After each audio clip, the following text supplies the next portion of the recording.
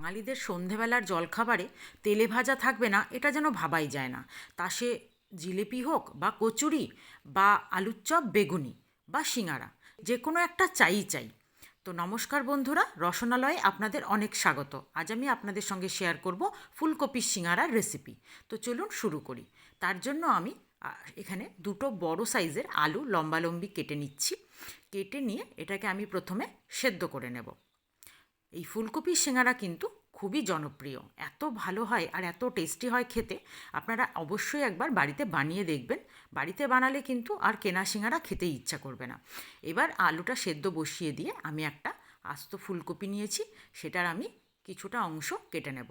পুরোটা লাগবে না, যতটা লাগবে ততটা নিয়ে এরকম ছোট ছোট করে কেটে নেব। ছোট করে কাটলে ভাজতে সুবিধা হবে, আর সিঙাড়ার মধ্যে যখন তরকারিটা যাবে দেখতেও ভালো লাগবে। তাই ছোট ছোট করে কেটে নেব। এবার তার জন্য তরকারিটার জন্য একটা শুকনো মশলা করব, তাই এবার মশলাটা নিয়ে নিচ্ছি। প্রথমে একটা শুকনো লঙ্কা নেব, দুটো ছোট সাইজের দারচিনির টুকরো, দুটো ছোট এলাচ, আর তার সঙ্গে চারটে লবঙ্গ। এবার দিয়ে দেবো ছোট চামচের 1 চামচ গোটা জিরে, আর দেব ওই চামচেরই 1 চামচ মেপে গোটা ধনে। মশলাগুলোকে আমি খুব ভালো করে একটু শুকনো খোলায় ভেজে নেব। প্রথমে শুকনো কড়াইয়ের মধ্যে মশলাটা দিয়ে হালকা হাতে নেড়েচেড়ে মশলাটা যখন সুগন্ধ বেরোবে তখন নামিয়ে নেব। খুব বেশি ভাজবো না, শুধু রঙটা পরিবর্তন হবে সেই পর্যন্ত ভেজে আমি নামিয়ে একটা মিক্সির জারের মধ্যে দিয়ে আমি এটাকে একটু মোটা করে গুঁড়ো করে নেব। খুব মিহি গুঁড়ো করব না, তাতে মশলাটা খেতে ভালো লাগবে না। এবার ওই শুকনো কড়াইয়ের মধ্যেই কিন্তু আমি দিয়ে দিব ছোট যে আমার বাটিগুলো কাঁচের, ওই বাটির মাপে অল্প পরিমাণ যে আমাদের রোজকার ব্যবহারের বাদাম, সেটাকে একটু হালকা ড্রাই রোস্ট করে নেব। তারপর চাইলে খোসাগুলো তুলতেও পারেন, নচেত খোসা থাকলেও অসুবিধে নেই। এবার আমি ওই কড়াইয়ের মধ্যে অনেকটা পরিমাণ সাদা তেল দিয়ে যে ফুলকপিগুলো ছোট করে কেটে রেখেছি সেই ফুলকপিগুলো খুব ভালো করে ভেজে নেব। তার মধ্যে অল্প পরিমাণ লবণ দিয়ে দেব। ফুলকপিটা লবণ দিয়ে ভাজতে দিলাম, তার মধ্যে আমি দুটো কাঁচা লঙ্কা নিয়েছি, সেটাকে কুচি করে নেব। আর 1 ইঞ্চি পরিমাণ আদা নিয়ে দুটো টুকরো করে সেটাকে গ্রেটারে ভালো করে গ্রেট করে নেব। আপনারা চাইলে আদাটাকে থেতো করে, মানে খুব বেশি বাটা করবেন না, মিহি করে একটু দানা দানা থাকবে আদাটা, সেই পর্যন্ত বেটেও আদাটা ব্যবহার করতে পারেন। এবার আমার ফুলকপিটা বেশ লাল করে ভাজা হয়ে গেছে। এবার আমি খুব কড়াই থেকে ওই ফুলকপিটা তুলে নেব। এদিকে আলুটাও সেদ্ধ হয়ে গেছে। আলুটার খোসা ছাড়িয়ে আমি বেশ চৌকো চৌকো করে আলুটাকে কেটে নেব।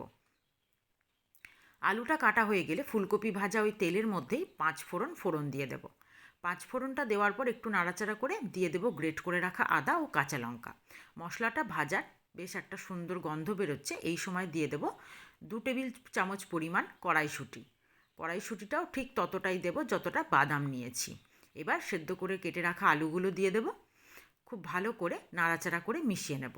ছোট চামচের অল্প পরিমাণ হলুদ আর স্বাদ অনুযায়ী লবণ, তার সঙ্গে দিয়ে দেবো অল্প করে চিনি। সব একসঙ্গে দিয়ে খুব ভালো করে নাড়াচাড়া করে নেব।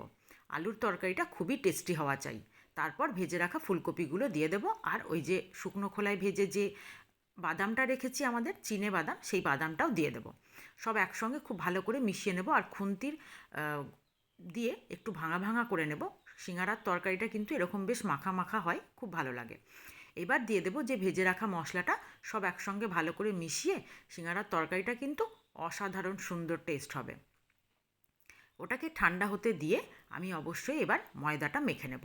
প্রথমে আমি এখানে অল্প পরিমাণ ময়দা নিয়েছি, স্বাদ অনুযায়ী লবণ, অল্প কালো জিরে আর একটু সামান্য চিনি, আর দিয়ে দেবো 1 চামচ সাদা তেল। সব একসঙ্গে ভালো করে মিশিয়ে জল দিয়ে আমি একটা সুন্দর ডো তৈরি করে নেব। নতুন পুরনো সকল বন্ধুকে আমার চ্যানেলে অনেক স্বাগত। যারা আমার ভিডিওটি নিয়মিত দেখছেন তাদেরকে আমার অনেক ধন্যবাদ।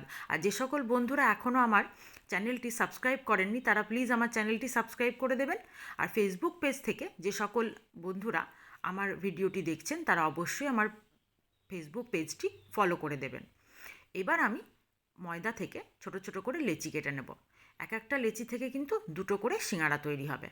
প্রথমে লেচিটা আমি ময়দা দিয়ে ভালো করে এরকম লম্বা করে বেলে নেব। তারপর মাঝখান থেকে চওড়ার অবস্থায় একটা সুন্দর করে এরকম ছুরি দিয়ে কেটে নেব। কাটা পোর্শনটা আপনার হাতের ওপরে রেখে, যে কাটা পোর্শনটা সোজা সেই জায়গাটায় আপনার দিকে অল্প জল দিয়ে ভালো করে ও উল্টো দিকটা তার উপরে ভাঁজ করে দিয়ে দেবেন। বেশ এরকম একটা ফানেলের মতন দেখতে হবে। ঠিক তার আগে নিচটা যেন সুচালো হয় বলে ভেতরে একটু বাদাম বা কড়াইশুঁটি দিয়ে দেবেন, তাতে নিচটা বেশ সুচালো হবে। এবার ওপর থেকে তরকারিটা ভালো করে ভরে আপনার হাতের বুড়ো আঙুলের উল্টো পোর্শনটায় একটু জল বুলিয়ে এইভাবে একটা ভাঁজ দেবেন, আর পুরো মুখটাকে এইভাবে জল দিয়ে জুড়ে দেবেন, যাতে সুন্দর করে মুখটা বন্ধ হয়ে যায়।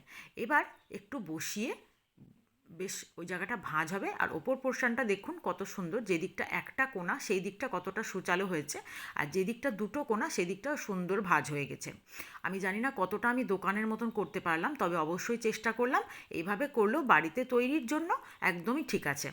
এবার কড়াইয়ে আমি অনেকটা পরিমাণ তেল দিয়েছি, তার মধ্যে এবার অল্প করে সিঙাড়াগুলো ছাড়বো। খুব বেশি একসঙ্গে দেবো না, তাতে ভেঙে যাওয়ার ভয় থাকবে। এবার আমি হালকা কম আঁচে আস্তে আস্তে ভাজতে হবে, যেন সিঙাড়াটা খুব ভালো খাস্তা ও মুচমুচে হয়। আপনারা কিন্তু দেখেই বুঝতে পারছেন যে সিঙাড়াটা কতটা খাস্তা ও মুচমুচে হয়েছে। বেশ লাল লাল করে ভেজে তুলে নেব। আর লালটা কিন্তু যেন যখন আঁচটা বাড়ালেই কিন্তু লালটা কালচে হয়ে যাবে, সেটা লাল থাকবে না, তাই খুব কম আঁচে করতে হবে। এবার এই রকম একটা সুন্দর সিঙাড়া আপনারা বাড়িতে তৈরি করে খেয়ে দেখুন। এই ফুলকপির সিঙাড়া কিন্তু অসাধারণ স্বাদ হয়। আর ঠিক এই রকম একটা মিষ্টির দোকানের মতন চাটনি আমি আপনাদের সঙ্গে শেয়ার করছি। আর এই চাটনিটা যদি পুরো ভিডিওটা আপনাদের সঙ্গে দিতাম তাহলে ভিডিওটা অনেকটাই বড় হয়ে যেত, তাই চাটনিটা আমার আগে থেকে বানানো ছিল। চাটনির আমি রেসিপি লিঙ্ক আপনাদের সঙ্গে অবশ্যই শেয়ার করে দেব। আমার রেসিপি যদি আপনাদের ভালো লেগে থাকে অবশ্যই লাইক, শেয়ার ও কমেন্ট করতে ভুলবেন না। আজ এই পর্যন্তই, ধন্যবাদ।